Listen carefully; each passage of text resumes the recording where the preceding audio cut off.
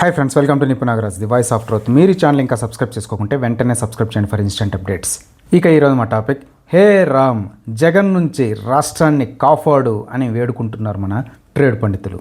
మనకు తెలుసు కదా, జగనన్నయ్యకి ఉన్న అధికార వాంఛ ఇంకెవరికి ఉండదని. ఉక్కిరి బిక్కిరి అయిపోతాడు అధికారం లేకుంటే. 2019కి ముందు చూసాం కదా, శ్రీరెడ్డి, కత్తి మహేష్ లాంటి కుత్తే పెయిడ్గాళ్లతో ఏం లుచ్చా రాజకీయాలు నడిపించాడు. కత్తి మహేష్కి ఒకటే టాస్క్ అనమాట.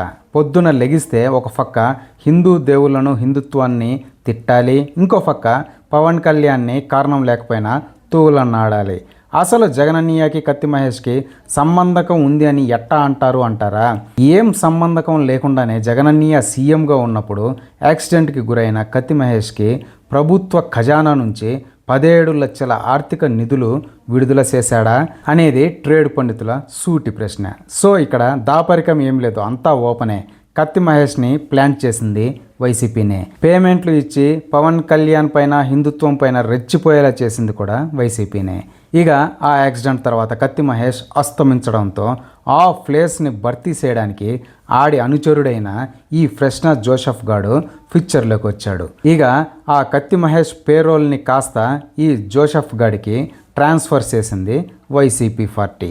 ఇక అప్పటి సంధి ఈ ఫ్రెష్నా జోసెఫ్ గాడు కత్తి మహేష్ కంటే ఎక్కువ పెర్ఫార్మెన్స్ ఇవ్వడం స్టార్ట్ చేశాడు.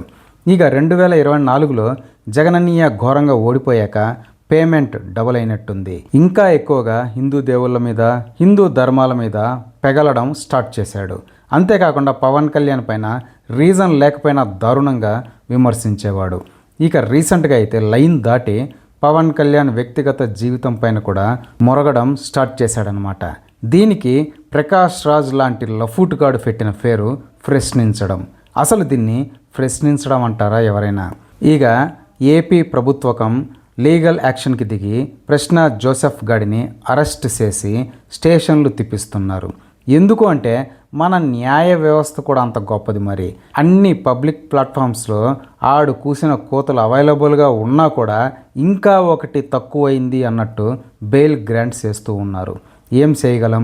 అలా ఫ్రెష్నా జోసెఫ్ గాడిని నియంత్రణలోకి తీసుకున్నప్పటి నుంచి వైసీపీ మౌత్ ఫీసులు అయిన ప్రకాష్ రాజ్ గాడికి, తులసి, చందు ఆంటీలకి ముద్ద దిగట్లేదు, ఏమీ ఆగట్లేదన్నమాట.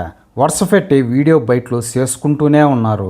వాడేదో స్వతంత్ర సమరయోధుడైనట్టు, ఆడిని పొరుగు దేశం వాళ్ళు పట్టుకొని పోయినట్టు ఏదో ఓవర్ యాక్షన్. ఇక ఈ ప్రాసెస్లో వైసీపీ లీడర్స్ సైతం ఒక్కొక్కరుగా ఈ ఫ్రెష్నా గాడి విషయంలో బయటికి రావడం స్టార్ట్ చేశారు. అలా 2 రోజుల వ్యవధిలోనే సజ్జల అంకుల్ లాంటోడు, ఇంకా రోజా లాంటి వాళ్ళు కూడా ఈ ఫ్రెష్నా జోసెఫ్ గాడు మావోడే అనే హింట్ జనానికి ఇచ్చేలా ఓపెన్ అయిపోయారనమాట. కానీ జగనన్నయ్య బయటికి రావడానికి టైం పడుతుందిలే అనుకున్నారంతా. కానీ అన్నయ్య కూడా ఆపుకోలేక బయటకు వచ్చేసాడు.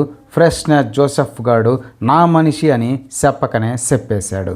దీన్ని బట్టి హిందూ దేవుళ్లను నిరంతరం తోలనాడుతూ హిందుత్వాన్ని అవహేళన చేసి ఇప్పుడు కేసులు ఎదుర్కొంటున్న ఈ ఫ్రెష్నా జోసెఫ్ గాడికి వైసీపీ అధినేత జగనన్నయ్యతో సహా అందరూ సపోర్ట్ ఇవ్వడం ద్వారా జనానికి ఆ పార్టీ ఏం సందేశం ఇస్తోందో కూడా జనానికి చెప్పాల్సిందే. ఇదే ప్రశ్నని ప్రఖ్యాత జర్నలిస్ట్ సాయి అంకుల్ కూడా సంధించాడనమాట. ఇతన్ని ఎలా సమర్థిస్తారో వైఎస్ఆర్ కాంగ్రెస్ పార్టీ చెప్పాలి.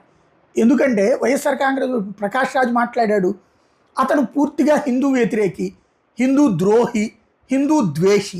ఇప్పుడు వైఎస్ఆర్ కాంగ్రెస్ పార్టీ కూడా అదే చెప్పాలనుకుంటుందా? వాళ్ళ పార్టీ కార్యకర్తలకు ఏం చెప్పాలనుకుంటుంది? మన పార్టీలో ఉన్నటువంటి వాళ్ళందరూ హిందూ దేవీ దేవతలను దూషించండి, ద్వేషించండి అంటుందా? ఇప్పుడు రావణ్ణి సమర్థిస్తున్న వాళ్ళు ఈ పదానికి అర్థం చెప్పండి. ఇదే ఫ్రెండ్స్ ఈరోజు టాపిక్. ఇలాంటి లేటెస్ట్ అండ్ ఇంట్రెస్టింగ్ టాపిక్స్ కోసం please subscribe to Nipun Nagaraj, the voice of truth, and please like, share and comment this video with your valuable opinion. See you again.